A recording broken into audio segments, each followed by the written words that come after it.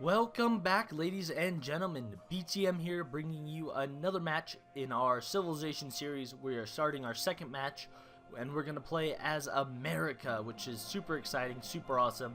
The good old US of A here, guys, and we are going to conquer the world, something that America did not do in the real world, but we are going to do here, hopefully, if we are successful. The map type we're going to be playing on this match will be random. It's going to be a large map, 10 players with 20 city-states. Difficulty level is 5 out of 8, aka difficulty level King. It's hard. The AI players actually receive bonuses and advantages, which sounds pretty cheaty to me, but I'm looking forward to the challenge. And last but not least, the game pace is epic, but the downside is I did put the time victory on, so the game will feel long and progress well with lots of actions, but there will be a definite end. So without any further ado, let us get this game started. And hopefully this game will go really well. My apologies, by the way, about the black bars. Absolutely nothing I can do about it on the side, but because it's a game the way it loads, it'll still be fun, it'll still be awesome. Now, something that's really interesting here is our two unique units, so as America, are both military units. So we're going to be looking to be a very militaristic civilization. We're going to be wanting to use our early Minutemen and our late game B-17 bombers. In addition, we have a +1 line of sight bonus with our military units, so we're going to definitely work on scouting and really taking advantage of having all those benefits. Now, the key to playing this game is to really assess what you have and utilize it the best you can. Now, what we can see so far is we're by marsh and jungle and forest. We have some sheep, we have some dyes, there's a mountain there, unfortunately. We're on a river, okay? So that's kind of our basic starting scenario. With this being said, knowing that there is, actually, let's really fast look here.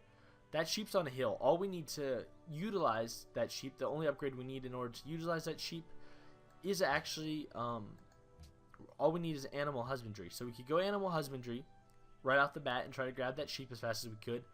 We could go maybe calendar and try to grab these bananas. Or we could go maybe forestry and mining and focus on grabbing and developing these tiles that have forest and jungle on it. But I think what we should do is we should go with pottery first.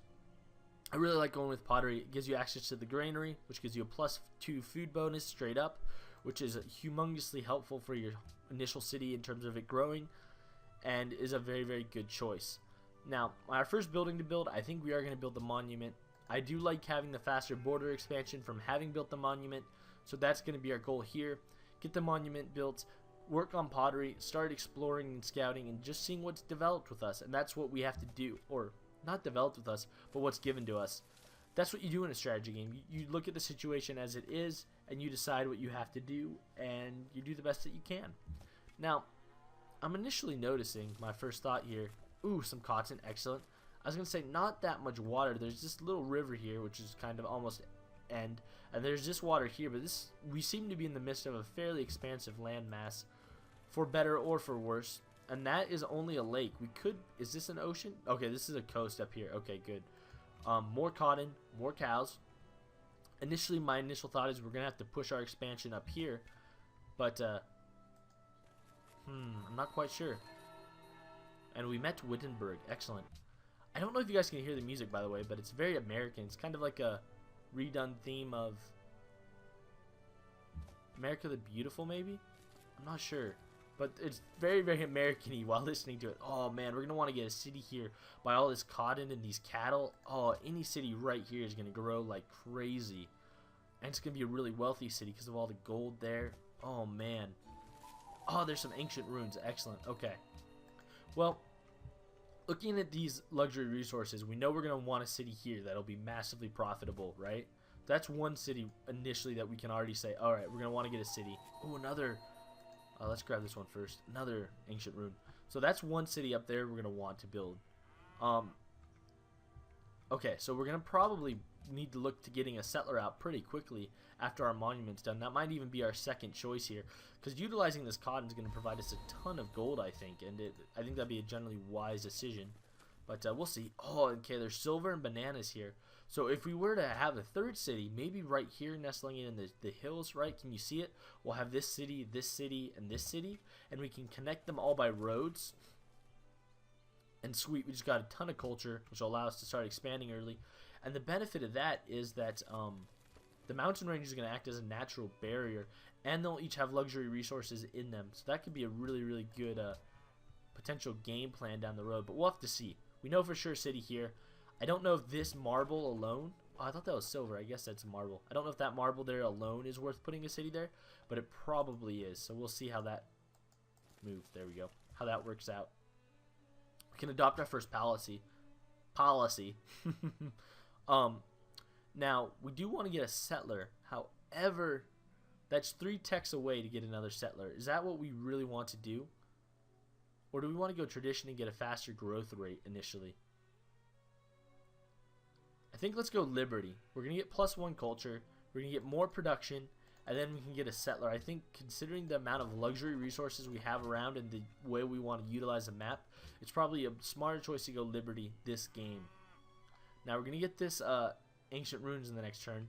Personally, I think I'm hoping for a technology, but we'll see. 75 gold. Not bad. Oh man, there's copper. Excellent, excellent.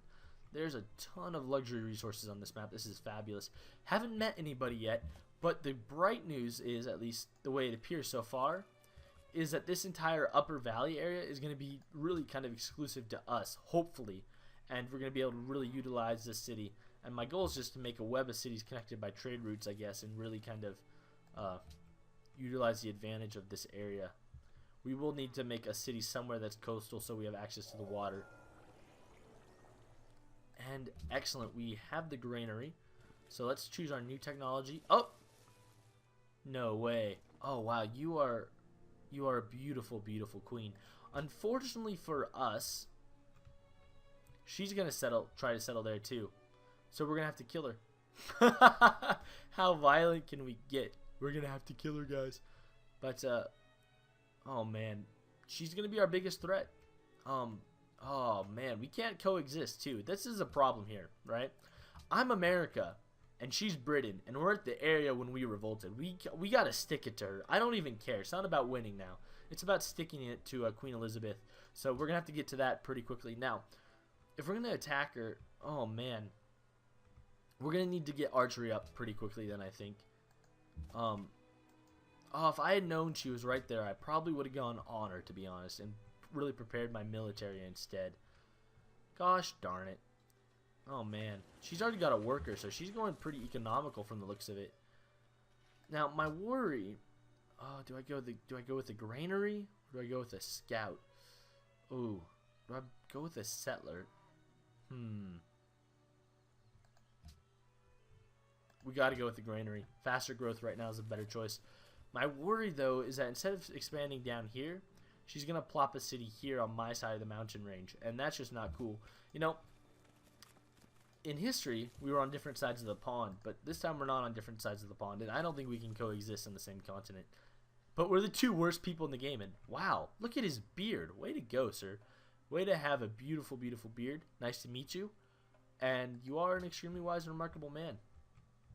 Oh man, this world's getting pretty small now. Oh, barbarians, let's kill them. Let's see this.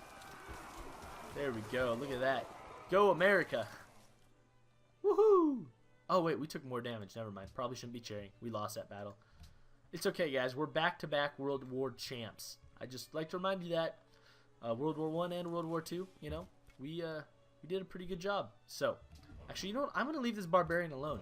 Maybe it'll go up there and cause Elizabeth some problems. That would make me very happy. Go attack Elizabeth, barbarian. My apologies for accosting you on your way to your noble and great quest. That's actually. Oh man. Well, there's a camp there, and unfortunately where it is, it can come to us, and that's just not acceptable. So we are going to have to look into killing it as soon as possible.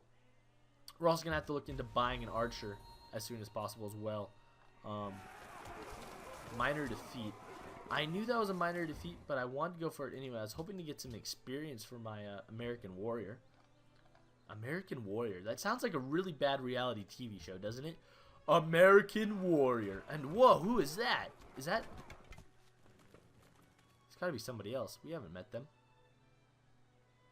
English. Oh, okay, no. It's English. And sweet, we get our we get our upgrade, and let's go with our drill upgrade. And the thing is, unless you guys are really pressed for health, you guys should always go with the percentage upgrades, and then keep your units alive. It'll make them much more effective. And if you do that to 2 or 3 units, all of a sudden you're going to have a way more powerful army. So I highly recommend that. And I'm really not happy that Elizabeth is right there.